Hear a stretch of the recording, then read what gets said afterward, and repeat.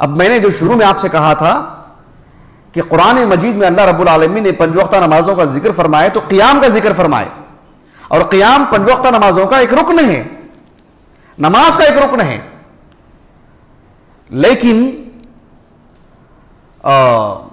قیام اللیل جسے ہم کہتے ہیں، جس میں قیام ایک طرح کا نمایاں عمل ہے، یہ کیوں ہی؟ یہ اس قیام کو یاد کرنے کے لیے ہے۔ ایک حدیث ہے جسے امام ابو داؤد السجستانی رحمہ اللہ اپنی السنن کی کتاب الصلاح میں، اسی طرح سے امام نسائی رحمہ اللہ بھی کتاب قیام اللیل میں، اور امام ابن ماجہ رحمہ اللہ اپنے السنن کی کتاب اقامت السنہ، کتاب اقامت الصلاۃ والسنۃ فیہا میں، حدیث سندن صحیح ہے، شیخ البانی نے صحیح کہا ہے رحمہ اللہ۔ ایک تابعی ہیں جن کا نام ہے عاصم ابن حمید نام ہے ان کا، عاصم ابن حمید السکونی الحمصی، ملک شام کی کبار تابعین میں سے ہیں۔ اہل علم جب ان کا تعارف کرواتے ہیں تو کہتے ہیں کہ من اصحاب معاذ بن جبل، کہ معاذ بن جبل رضی اللہ عنہ کے تلامذہ میں سے ہیں وہ، اس کا مطلب یہ ہوتا ہے کہ کبار تابعین میں سے ہیں۔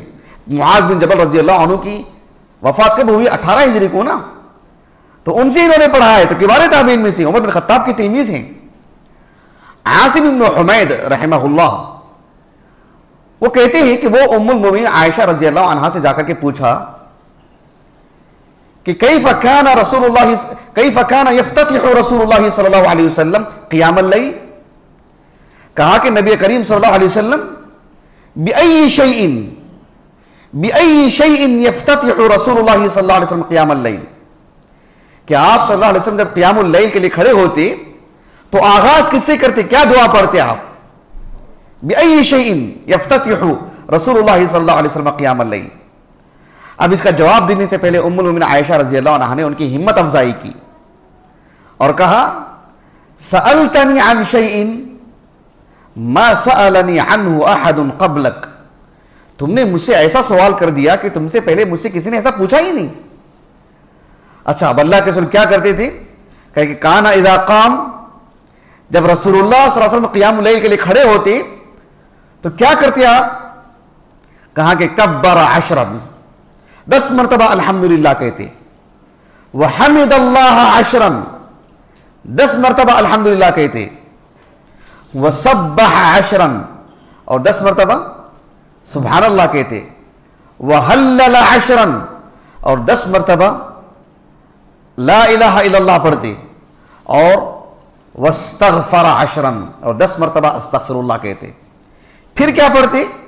اللہم اغفر لی وارزقنی واہدنی وعافنی، یہ دعا پڑھتے۔ اچھا، اس کے بعد کیا پڑھتے؟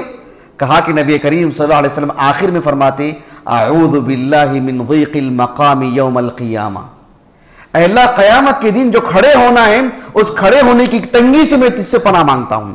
کب پڑھتے تھے یہ دعا؟ جب قیام اللیل کے لیے کھڑے ہوتے۔